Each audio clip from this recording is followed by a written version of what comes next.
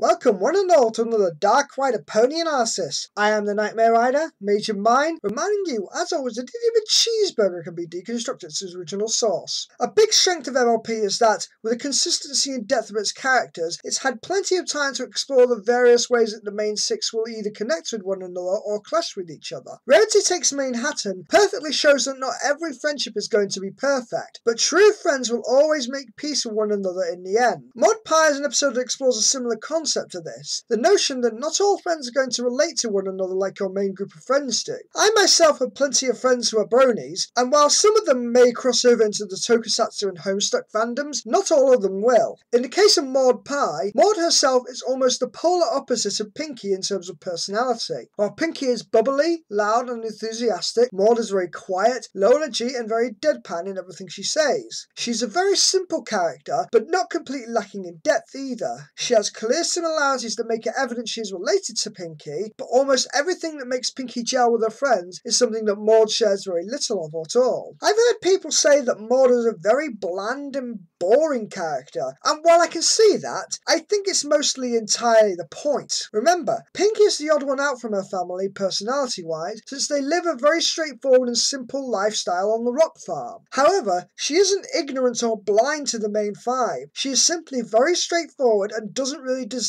to go into any of the finer details like the main six do. She is perfectly content in just discussing her knowledge of rocks and taking her time to move through life while still listening to those around her. Maud also shows quite a clear concern and love for Pinky's safety, her voice actually going up a pitch after she saves her from the rock fall. Maud is actually a lot like Pinkie Pie, just expressed in a very different way. She is very much detached from the subtleties and social cues, but rather than being very happy-go-lucky as Pinky is, Maud is instead a very literal thinker, often broadly overlooking figures of speech or moments when you would expect her to be more specific. The episode surprised me with how well delivered the comedy was. Not as much as Three's a Crowd or Pinkie Pride did, but considerably more than I expected it to. The comedy doesn't so much focus from the dialogue itself, but more so how the dialogue is delivered. The funniest parts work because Maud is saying or doing something that's both unexpected but also completely mundane. All comedy derives from the subverting of expectations and timing of the delivery. While Fluttershy gets excited at the prospect of Maud having a pet, she just gives us a mundane pet rock with an equally mundane name of Boulder. Our natural expectation is for the pet to be some kind of animal, so like Fluttershy, we speculate what kind of pet she could have. So when she delivers a simple rock, like the main six, we are stood there trying to process the diversion from our traditional expectations. The comedic timing is just perfect,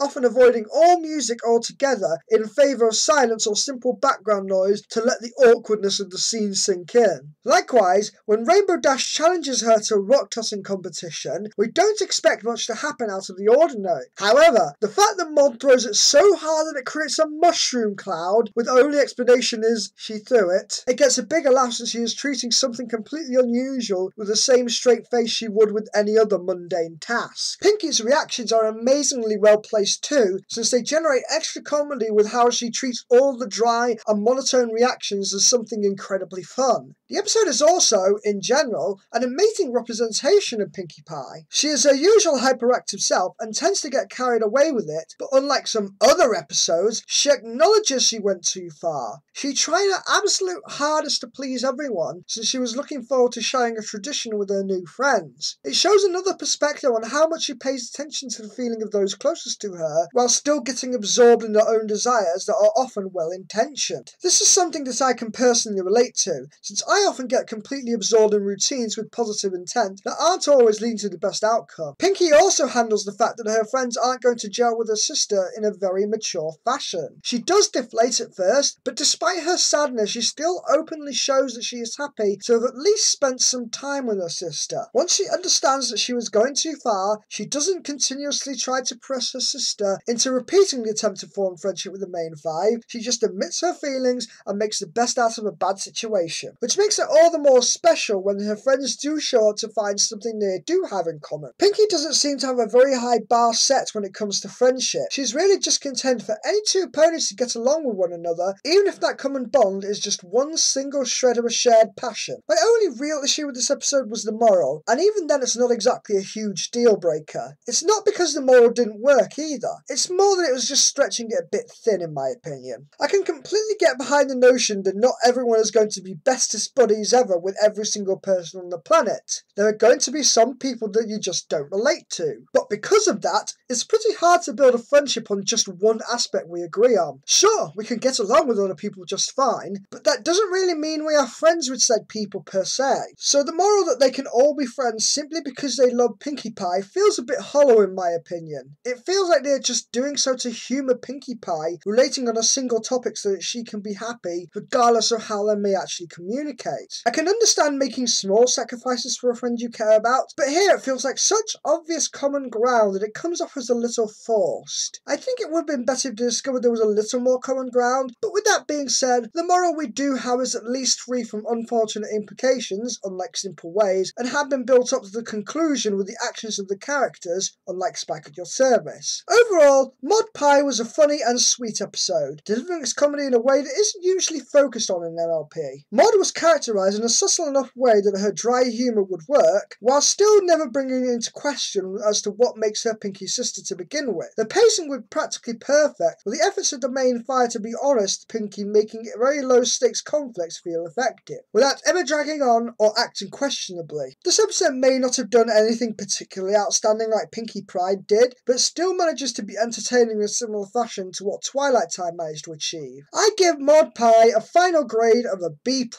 Until the next review, this is the Nightmare Rider, Major Mind, riding out.